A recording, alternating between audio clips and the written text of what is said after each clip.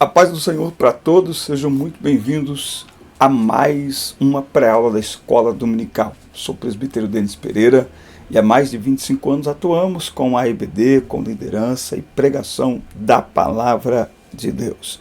Há mais de 6 anos estamos aqui no YouTube semanalmente, ajudando professores, superintendentes, coordenadores e todos que amam a Palavra de Deus, a Escola Dominical, a prepararem a lição da semana. Por isso pegue Bíblia, revista, papel, caneta, bloco de notas e vamos juntos preparar mais uma aula da Escola Dominical. Se você não estiver inscrito no canal ainda, inscreva-se e ajude-nos a chegar a 30 mil inscritos. Por aqui eu conto com você. Deixe o seu comentário, fale para nós de onde você nos assiste, para sabermos até onde está indo o alcance do nosso trabalho. Aqui na descrição do vídeo, preste atenção, você encontra minhas redes sociais para conhecer melhor o nosso ministério. Viajamos ministrando a palavra de Deus e aqui também tem o meu WhatsApp, através do qual eu recebo o seu contato para atender a sua igreja, o seu departamento, para atender o seu evento. E será um prazer estarmos juntos este ano para adorarmos a Deus. Aqui você encontra o meu Instagram, onde tem mensagens, trechos de pregações e reflexões e respostas às perguntas, principalmente da juventude também. Aqui você encontra também 2 links muito importantes, está aqui na descrição, abre aí porque são 2 presentes para você. Um é o treinamento Transforme Suas Aulas, para você assistir, fazer esse treinamento aí no conforto da sua casa, na tela do seu smartphone ou na sua Smart TV. Um treinamento para aprimorar o seu chamado, para melhorar a sua atividade enquanto professor da escola dominical. E você encontra aí também um segundo link, que são 2 livros em PDF de minha autoria, um sobre propósito, outro sobre relacionamentos. Está tudo aí à sua disposição, é só abrir os 2 primeiros links na tela, tá certo? Pegue Bíblia, revista, caneta, papel, bloco de notas. Vamos juntos preparar mais uma aula da Escola Dominical.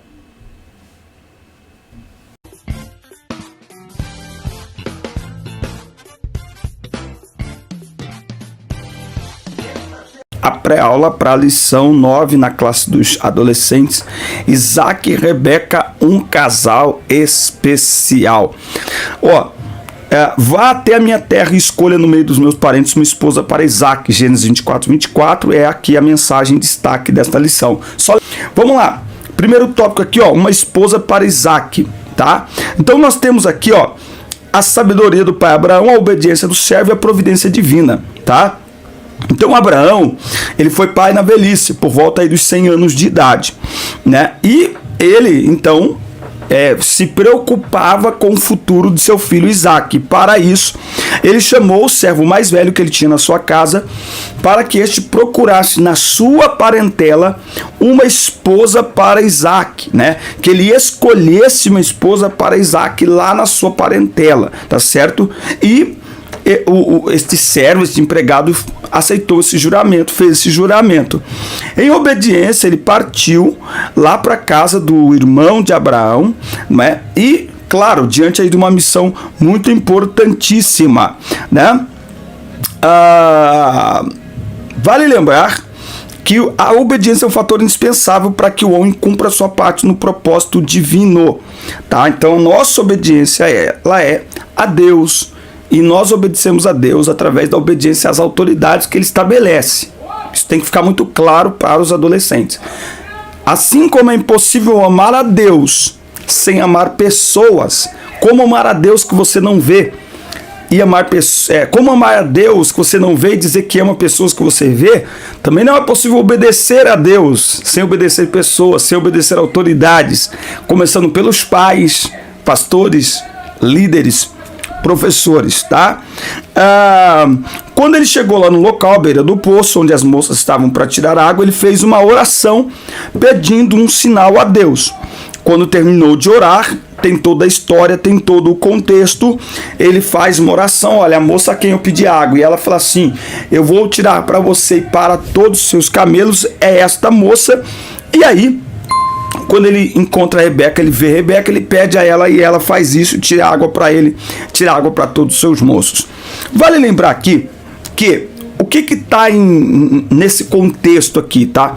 Nós temos um contexto cultural onde era muito comum que o pai buscasse uma esposa para os seus filhos. Agora, não confunda isso com uma obrigatoriedade de que Isaac tinha que aceitar a esposa que viesse e de que Rebeca era obrigada a se casar no caso com Isaac. Não.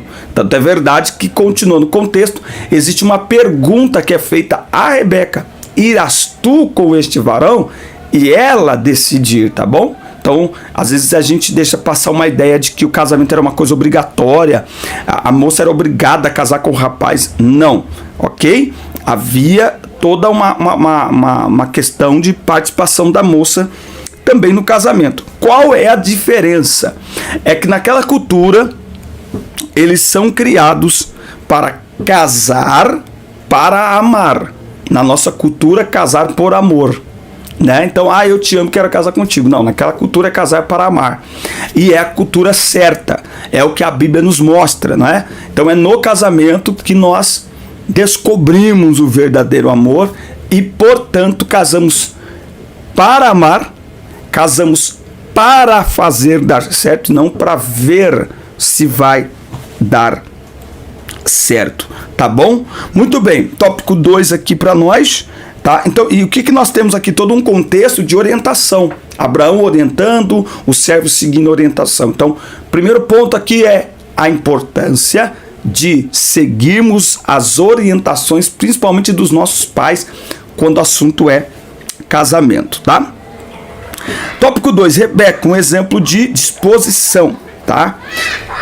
Nós temos aqui uma jovem ocupadíssima, tá? Nós podemos falar que os dois eram ocupados, tá? Tanto que Isaac já estava pronto para casar e Rebeca também. E esse é um grande diferencial também na nossa cultura. O pessoal está mais preocupado em namorar do que em casar. Quem está preocupado em namorar não se preocupa em se preparar para casar. Então a mentalidade ainda precisa melhorar nesse aspecto. Ou seja, você tem que se preocupar em casar, porque preocupado em casar você se prepara para o casamento. Casa, móveis, trabalho, profissão, né? Bom, uma jovem ocupada, tá? Então ali nós temos uma moça carregando água, levando algo que era muito pesado durante todo o trajeto. Rebeca é o exemplo de uma jovem que, com esforço pessoal, cumpria sua responsabilidade com a família. Da mesma forma, nós devemos ter filhos sábios e obedientes, que agem com responsabilidade diante das tarefas delegadas pelos pais, tá? Então, as pequenas tarefas cumpridas diariamente dentro de casa, elas nos preparam para grandes tarefas, para tarefas maiores. Então, não é só lavar um copo, não é só tirar a mesa, não é só ajudar a fazer a comida. Aliás, nós precisamos aprender isso, tá? O marido não ajuda a mulher, porque a casa também é dele. Assim como os filhos também. Eu estou ajudando minha mãe lavando a louça. Não, você não está ajudando sua mãe a lavar a louça, porque a louça é sua. Você está compartilhando a casa. Na casa nós compartilhamos tudo. Nós compartilhamos a comida e também a manutenção da casa, certo? Então não é uma questão de ajuda, é uma questão de compartilhamento. Quando o marido entender isso, quando filhos entenderem isso, entendeu? Não, eu vou limpar porque essa casa é minha, então eu vou limpar. Eu vou limpar porque eu também sentei na mesa para comer. Então não é uma questão de ajudar, tá? Ajudar se ajuda estranhos, ok? Ajudar é o garçom que ajuda tirando a mesa. Em casa nós compartilhamos a vida a dois em todos os aspectos, incluindo a manutenção e a limpeza da casa também. Rebeca mostrou ali disposição para servir. À beira do poço, Rebeca mostrou-se pronta para tirar a água, dar ao servo e aos seus animais, né? Então ela viu uma necessidade e se dispôs a ajudar. Um camelo é capaz de beber até 100 litros de água. O servo tinha 10 camelos e Rebeca ajudou, certo? Então, não sei se ela tirou 1000 litros de água, mas ela tirou água suficiente para todos esses camelos. Que ela tenha tirado 500 litros de água é muita coisa, tá? Então Rebeca estava disposta a ajudar. O serviço é uma característica fundamental da vida cristã, tá? E em casa e na família é o lugar onde a gente mais serve, tá? E família é lugar de servir. Casamento é sobre serviço. Rebeca mostrou disposição física e mental para servir.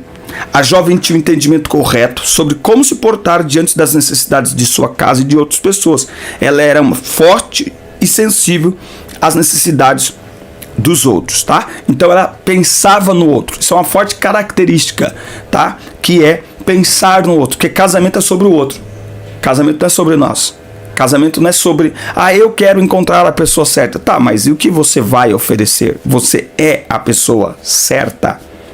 Entende? Então é muito egoísta muitas orações para casamento. Senhor, eu quero isso. Tá, mas o que você oferece?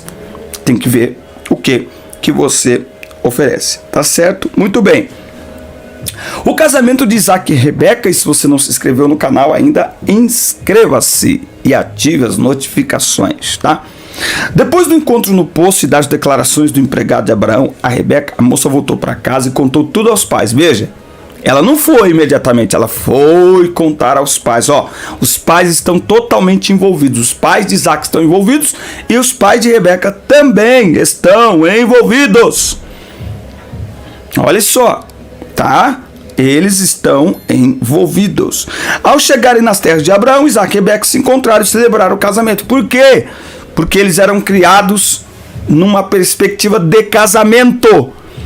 Por isso que quando Rebeca chega, eles já se casam. Não tem que esperar, não. Isaac estava pronto para o casamento. Então, quanto tempo deve durar o namoro? Depende do quão prontos estão os dois para o casamento, em todos os aspectos emocionais, espirituais e materiais, certo? Por isso que namoro é para casamento. Por isso que nós temos que falar para adolescentes sobre casamento, para que eles se preparem para o casamento, ok? Esperando em Deus. Quando menino, Isaac viveu dias de dificuldade. Na juventude, ele e seu pai foram colocados à prova por Deus. Tais experiências certamente ensinaram Isaac a confiar em Deus, assim como seu pai. Isaac só se casou aos 40 anos, tá? Isaac só se casou aos 40 anos. Numa notícia de que o filho de Abraão tenha se envolvido com outras mulheres. Ele esperava em Deus o tempo certo e a pessoa certa para o matrimônio. Lembrando, enquanto ele esperava a pessoa certa, ele se tornava também a pessoa certa. Um casamento bem-sucedido é a junção de duas pessoas certas que se encontram. Que isso, irmão? O casamento bem-sucedido é a junção de duas pessoas certas que se encontram. Não é uma pessoa certa e uma pessoa errada, são duas pessoas certas. Então, enquanto Isaac espera a pessoa certa, ele se torna a pessoa certa. Receba esta palavra em nome de Jesus. Enquanto você espera a pessoa certa, se torne a pessoa certa. Para que quando a pessoa certa chegar na sua vida, ela encontre em você a pessoa certa. Ai, que bonitinho. Tá? O casamento está, então, dentro deste ensinamento. Tá? Então, veja. A exemplo de Isaac, o jovem cristão só deve se casar sob orientação divina no tempo de Deus. Tá? Então, qual que é a orientação divina? Um homem e uma mulher, determinados a permanecerem juntos até que a morte os separe. Então, casamento não é para criança, casamento não é para adolescente. Ok? Casamento não é para ver se vai dar certo, não é uma loteria, é para fazer dar certo. Bom, o lindo casal enfrentou dificuldades. Eles também não podiam ter filhos, pois Rebeca era estéril, tá? Então todas as matriarcas, elas não podiam ter filhos, tá? A mãe de Isaac, Sara, não podia ter filhos. Rebeca não podia ter filhos. Depois Jacó, um dos filhos de Isaac, vai se casar e a sua mulher do coração, Raquel, também é estéril. Bom, agora, e das três, só a Rebeca não empresta Isaac para ninguém. Só a Rebeca diz, não, aqui não vai entrar uma terceira pessoa aqui no meio, não. Veja, Isaac buscou a Deus em oração até que o Senhor atendeu o seu pedido e curou sua esposa. E aí fica a pergunta, né? Se as outras tivessem orado, né? No caso de Sara, não precisava nem, que Deus já tinha falado, que abria o marido dela e tal. Rebeca ficou grávida e deu à luz gêmeos. Isaac tinha 60 anos quando Jacó e Esaú nasceram. Esse exemplo nos mostra que mesmo as pessoas fiéis a Deus enfrentam lutas e adversidades.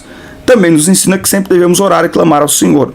Ele ouve nossas orações e nos responde conforme a sua vontade. Por isso que nós dizemos Deus de Abraão, Deus de Isaac e Deus de Jacó. Né? Isaac passou pelo teste de fé quando ele foi levado ao Monte Moriá por seu pai, e agora no seu casamento, quando a sua esposa Rebeca não pode gerar filhos. Então ele ora ao Senhor, né? Então sermos fiéis ao Senhor não significa que não passaremos por adversidades, pelo contrário, que as adversidades se tornarão testemunho do milagre de Deus nas nossas vidas. Então, com esta lição nós podemos ensinar aí aos adolescentes que vale a pena confiar no Senhor, vale a pena esperar no Senhor, mas enquanto você espera, você também se prepara, para que quando você encontrar a pessoa certa, você se encaixe perfeitamente no propósito divino para o casamento, que é até que a morte os separe. Uma grande lição também do casamento de Isaac e Rebeca é que jovens, quando estão preparados para o casamento, eles enfrentam juntos as adversidades.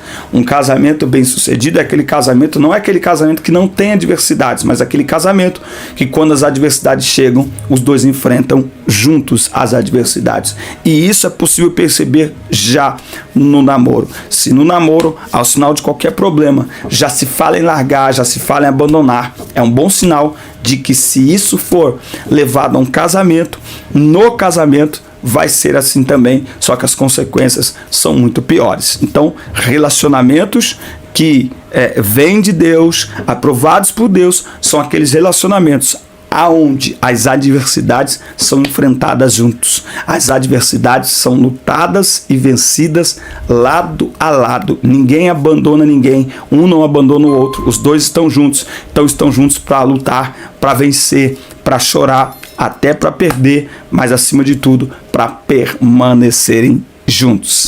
Amém, meus amigos? Forte abraço, assista, curta, compartilhe, inscreva-se no canal e até o nosso próximo encontro. Deus abençoe vocês.